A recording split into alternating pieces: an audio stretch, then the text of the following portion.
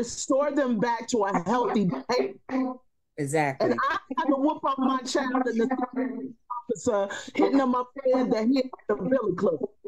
Yeah. Lou, when I was a kid, shoot, it wasn't nothing for your parent to get an extension cord and whip your butt, and you better act like you understand that it's okay. It's hurt. It hurt. But you better not do that again unless you want to get that same whipping. Today is just like our children, they maybe they just feel like that's what they have to do to survive. Some of our children, now all of our children are not like that. Then you're I right. do run into some children that are mannerable, respectful in the eyesight of me.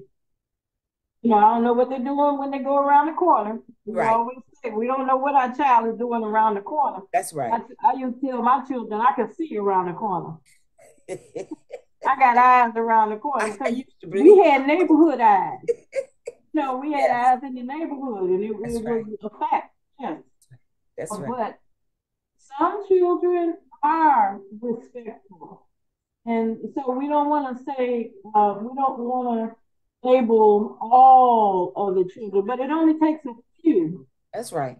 That's right. To shine in an unfavorable light. But we are losing generations. Because you say, why do they do that? They do that because that's what they learn, because that's what their parents learned, and how their parents acted. So if the parent doesn't know any better, how can they teach the child any better? That's a true statement right there. Generation. That's a true statement right there. The parent really, no matter what you teach the child in school, when they go home, all that goes out the window if the parent is not on the same page. So for parents, Wanda, I mean, we are not promoting negative behavior. And this is what this is stirring the pot here. It is saying that we as parents have to endure some levels of negative behavior, and we got good sense enough to know which path that leads to. I agree. Well, look, and that's you go ahead. Go ahead. Are being harmful not only to ourselves but to our future generations, to our family structures. I mean, we're losing our position by condoning this kind of madness. You're right. Yeah. How are we going to be able to compete with the world on a world level if we continue to allow this? I was speaking with an educator last night, and they were saying that I was saying how the communication needed to be with teachers and the parents. Even if the child is doing good, you still have to build that network. If your child is an A student, and if you're not receiving any bad reports that you have to attend to, that doesn't mean you stay out of the school. You still network with that teacher. That's right. Educator, you still have to build that bridge. That's right. In order to support and secure the education of that child. And it's not about right now, today, it's about the future. That's right. So, That's right. Yeah, it's good that that child is an A student, but that doesn't negate the fact you have to have a relationship with them.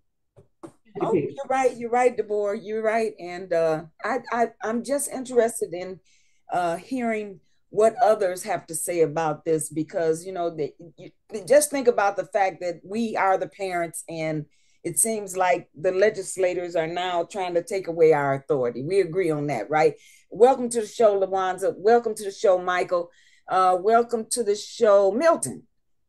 And so I'd like to hear from you all. Give us your 1-minute introduction and tell us what you think about what this legislation that LaShawn Ford is proposing, how you feel about that. Do you know about the legislation?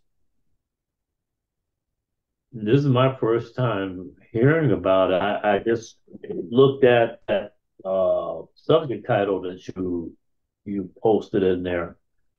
Parent bullying. That's what is. Everything you just got to say, I used to get my tail tightened up with extension cords, and when I got Me too damn too. big, the a broom handle. Oh, come on now. Okay, You and so I remember those knew, days, right? yeah, I still do. I remember them. I still feel it. Yeah. Yeah, I just I still feel that. realized. I still feel it right now. Do That's you why I know come when I walk down the street, I act right. I know. All But right. it's I got you. I got you. You're right. but what I want to know is these kids they act all out because see some people do it because they want attention because they're not good academics. I was one of those people. Many of some when they're not good academics, they may be good at the street social, but in the mainstream social the society, they have a problem with interacting, and so they act out to get Act attention. out But to this get that. parent bullying, it's a shame that because there's a subset of parents who, and we see them walking down the street. I mean, I never heard my mother curse. She never cursed at me and used foul. I didn't have that kind of experience, but I see the way they talk to the children. And I've seen women like, I don't want to date you because if you get pregnant, that's what you're going to do to my kid. I'm going to take my kid away from you. And it's a shame that they're going to use a subset of bad parenting to pass a law so they can sit up here and get up in everybody's home what they can't get DCFS to do if you ain't on welfare. Because you're on welfare, people can call up on you and control your parents, control your kids, and control your Right. parents. So it looks like to me, they're using a subset of people who ain't acting right so they can pass a bill and get up into your house and start running the mother and the father in the house, just like they do people on welfare on DCFS. You know what I'm saying? Oh, hold I that wonder, is thought, that Watson. the You're deal? right. You're right. You're right. Let's hear what Milton has to say. You're right. I'm just coming in on the tail end of this, so give me a minute to well, Okay. All right. I'll give you a minute. What about you, Michael? Welcome to the show. What say you about this Greetings, new greetings. bill? How you doing, Wanda? How you Family. doing? Holding on, but I ain't holding back. Do you know about that bill? I heard a little bit about it. I didn't understand the whole structure, though. Structure of it. So let me share. Let me show you guys what I'm talking about. This is what LaShawn proposed. See this part here? This is his proposal. Read that. Amends the criminal code of 212. Creates the offense of parental bullying. Provides that a parent or legal guardian of a minor commits parental bullying when he or she knowingly and with the intent to discipline, embarrass, or alter the behavior of the minor. Transmits, that's been a key word, any verbal or visual message that the parent or legal guardian reasonably believes would coerce, intimidate, harass, or cause substantial emotional distress to the minor. Whoa. Provides that parental bullying is a petty offense. Provides that if a person is convicted of parental bullying, the court shall order that person to pay for the cost of prosecution, and that a portion of any fine imposed as determined by the court be placed in escrow for the purchase of a certificate of deposit for use by the victim, no child, when he or she. So this is just a way to get some money from us. They want you to pay for they want you to pay your child when you discipline him. You discipline him, they gonna charge you and put the call the police. Make you put some money in the bank for them when they get 18, so they can say, nah, I still. So that's what this is about. That's just the opposite. When the police, when children call police on you, put you in jail. Yeah, just teach the parents to put a savings account together for the child, whether they're good, bad, or indifferent. So they can have a heads up when they get to a certain age. Come on. How about that? How about teaching financial responsibility? Instead of just saying, okay, we're going to take you to court, put something on there, and you're going to pay the court costs. That's right. They always are going to make some money out of you. The child get what? 15% of everything that you paid out. No, teach financial literacy.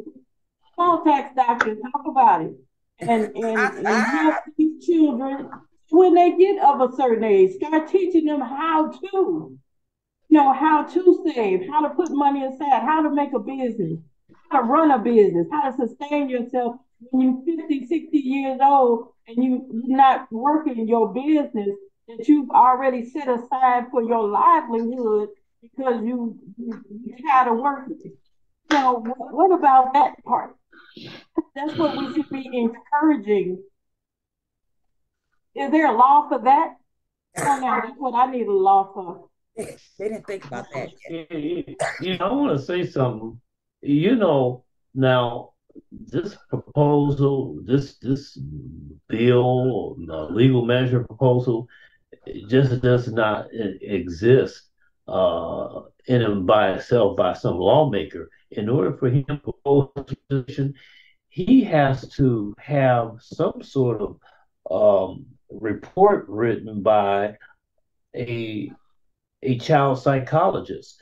In not a single individual, it had to have been multiple psychologists in a school, a group of them who wrote reports and gave this to lawmakers, and they decided to pass this law. That's the only way this can be possible. So you know what that means? That means if you want to stop this sort of thing from occurring, because I don't think that the lawmaker is just going to do this and he doesn't have the backing of some sort of social worker, child psychologist, and abnormal psych.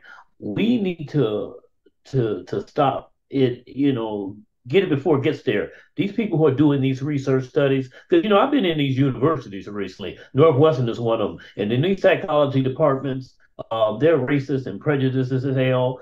These people with these PhDs, and they're in the position to write reports and then give it to lawmakers so they can pass these laws so they can have another means of affecting people of color. That's who it's really targeted towards. See, so we need to get who did these research studies?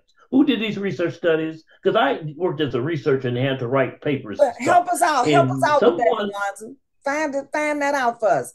Find out who did the research studies. I just know that's the bill. The content of the bill was what I showed you. And that is where I'm coming from. And so I just wanted to see what the majority of you all thought about this bill. If you have children, it's not gonna pass. It ain't gonna pass. No. Okay. Why you say that? Why you say that, Milton?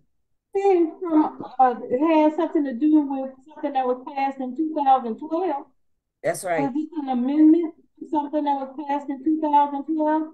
And LaShawn Ford said his constituents thought about this and brought this to his attention. Right. That's what he said. Mm-hmm. And you say it's not going to pass, Milton. Why? And then, Michael, you had a comment. Let me hear what you guys got to say. Because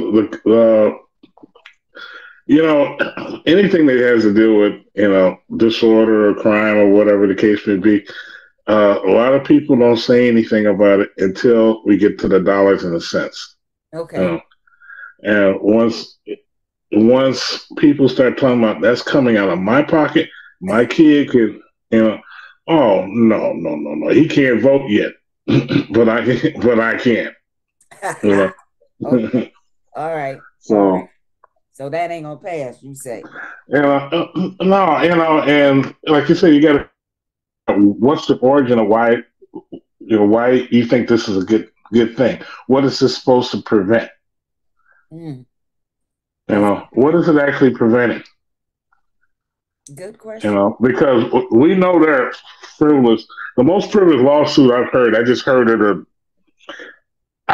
yesterday. It's a real thing. And to tell you about how lawyers and politicians put up frivolous things.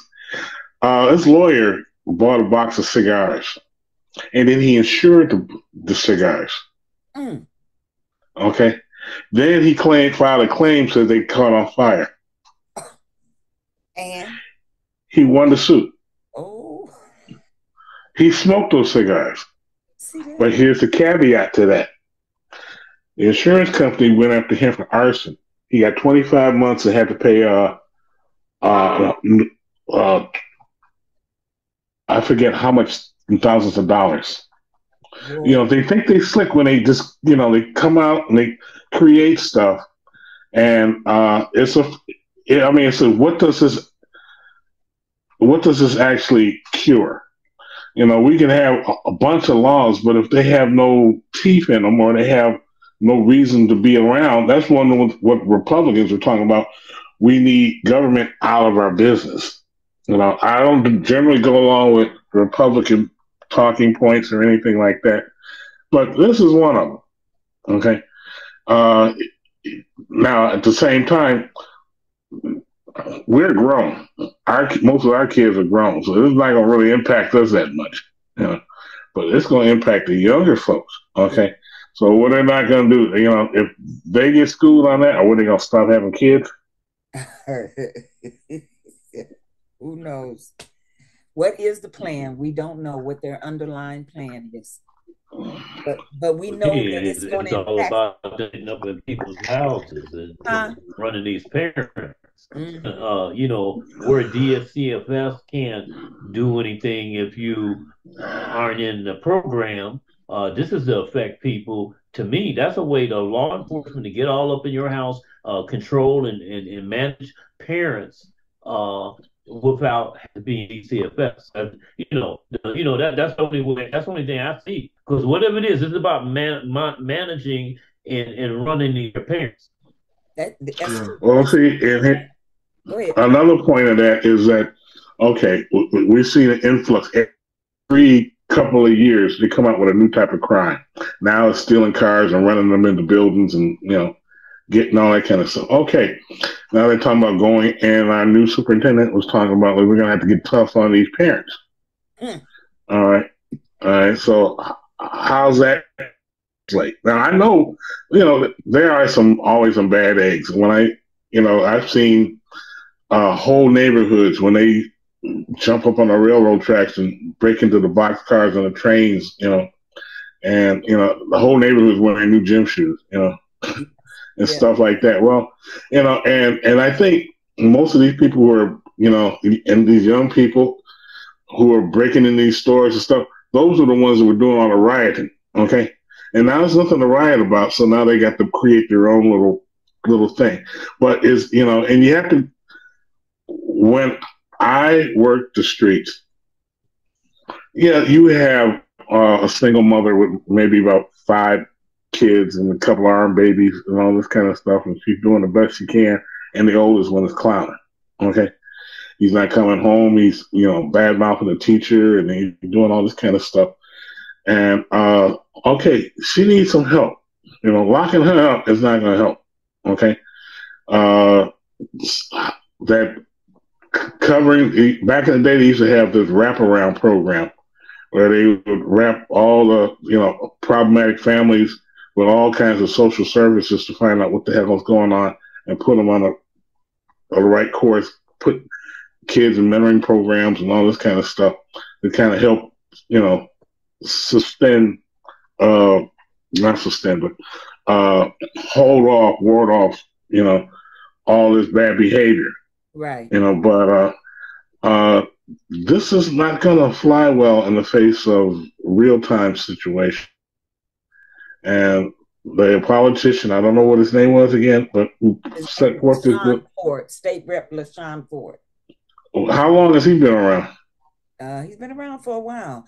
Folks at Milton, let everybody know who you are, so that your background, so they know where you're coming from. You guys need to know this gentleman. Hi, my name is Milt Dixon. I'm a retired Chicago police sergeant. I've been on the job for over 34 years. Previously, I used to work at Cook County Jail.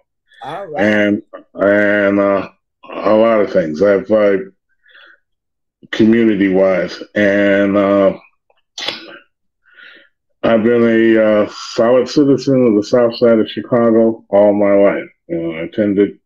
I lived in Woodlawn area for most of my life, and now I'm in the Austin area.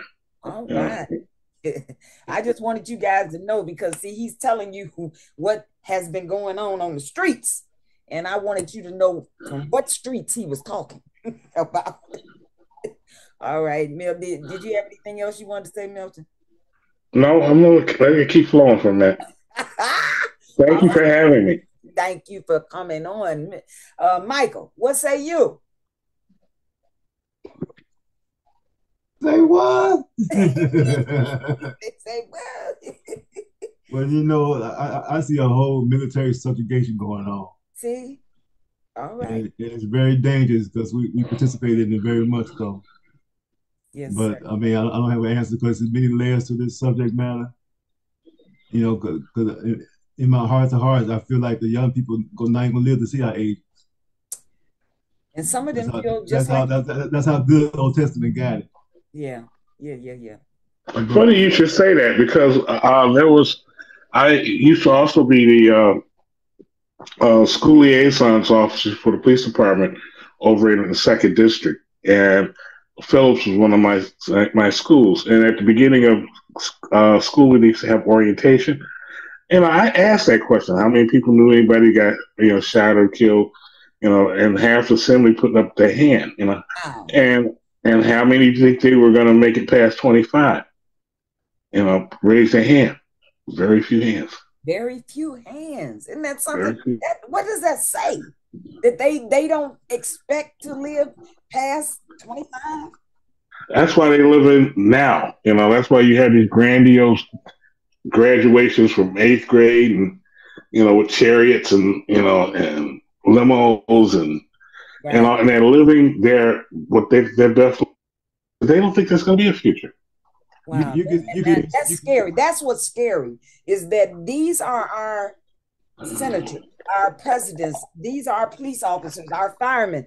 These are tomorrow's men and women, yet they don't think they're going to make it past 25, 30 years old. They don't see their future as being one that will be in existence over years. That's a scary kind of thing. That makes me wonder, have we just gotten to the point where our children don't have any faith in us surviving? But I wonder. What? Can't pretty much blame them. You gotta blame us. I'm a veteran. And when I was in Fort Sill, Oklahoma, in the barracks talking and listening to some of my fellow soldiers, a lot of them told me the reason I'm in here because the judge gave me an alternative. Go to jail or go to the military. Oh, really? And so if you take Israel, some other African countries, some European countries, it's mandatory that you give 2 years to community service. I say to people, bring the draft back and make sure even if you're rich, you still got to go through your damn 2 years. Got to make it fair for everybody. And get out of it. I concur with that. There's and that's not a lot of countries do that. Even the pop, what was this? The Korean B2K, they had to come off their tour, making millions of dollars because they had to do what their bit. Yeah. And Israel is like it's been like that. Yeah. And again, that takes us back to young people need discipline and they need a controlled environment. Yeah. And see, my whole point to the issue of bringing the draft back is I have a 6-point plan. 6-point plan? 6-point plan. Okay. To allow you to go to a community college. Okay. Get a trade, go to Job Corps, Peace Corps, or a 4-year university. but you still got to Well, get you know, of your life. Okay. And if we start this, what I call the cadet program, from 7 years in age all the way up to 25. Okay. Okay. Why did you start with 7? Why did you start with 7? Well, because we know in 3rd grade, that's where they had to build a jail system off. That's right. If you don't have your basic skills by 3rd grade, you're in trouble as a young person. Yes. And so we got to let these young people know as adults, we care about you, we love you, and we don't want to see your life by the time you're 25. Yeah. Because when I was coming up, I had friends who lost their lives and went to jail. And one thing my mother did was when the gang came after my brother, my mother sent him to Southern Illinois. And by 1971, she said she had enough of Chicago. And she moved us to Maywood. In 1971, Maywood was still predominantly white. Proviso, still one of the top high schools in the country. But all that stuff flipped because for some apparent reason, we act like we don't care about education. And we should be caring about education. And we should be caring about these kids having a skill or a trade. And if we can bring, like it, Robert Shaw from WVON, we talk about it on this show, we must bring the trades back to our communities. I agree. Everybody's not cut out to go to college. That's right. That's right. That's right. Okay? But CPS had a philosophy that was overreaching, and then we let the unions bogart CPS by taking the trades out of the school. Washburn, IBEW, what did they do? They moved, they had a new building built in Alsip, Illinois. And that's where they moved. And that's where they moved to, their training facilities. I agree with all that stuff should be in the hood. Everybody doesn't want academics. So you have to teach them a skill. Yes. You have to teach them a skill so that they can sustain themselves. So, but that's why Du Bois and Booker T was at odds. And it's sad about them being at odds with each other. They both was right. Yeah. They died until they grave. Well, there's something I wanted to say, Yes, sir. Just to cut in. Well, one of the problems that the young people have is, dealing in abstractions. And let me explain. If you're a scientist, you're an engineer, this is my background. My job in livelihood and what I went to college for, I have to deal in abstractions. I'm in an abstractions means that you're not dealing with something that's really real. You're dealing with an idea, a concept, and you try to produce something that is similar to that abstraction. If you can't deal in an abstractions, then how in the hell can you expect a person who's 21 years old to have any notion or concept of what they're going to be doing when they're 65 or 70 years old? Okay, because they can't deal with the basis extractions, and they certainly cannot think that far ahead. And this is the reason why you don't have them going to school. They certainly can't do the trades. You want to be a carpenter, you want to be a plumber, a pipe cement.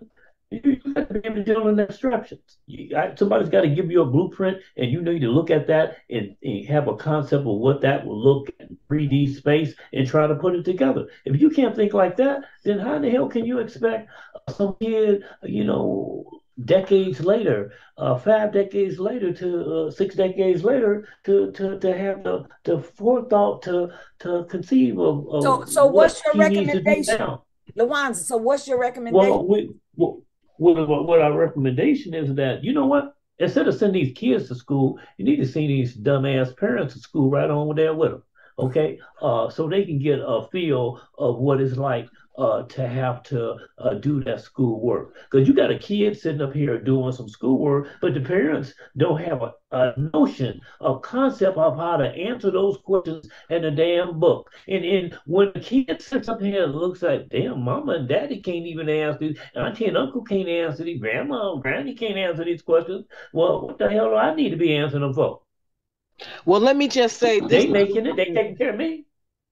Well, can I just Yeah. say, I worked for a guy in construction, and what he did with immigrants who didn't know how to read a ruler, he went and sponsored them as apprenticeships, and he took them under his wing and taught them.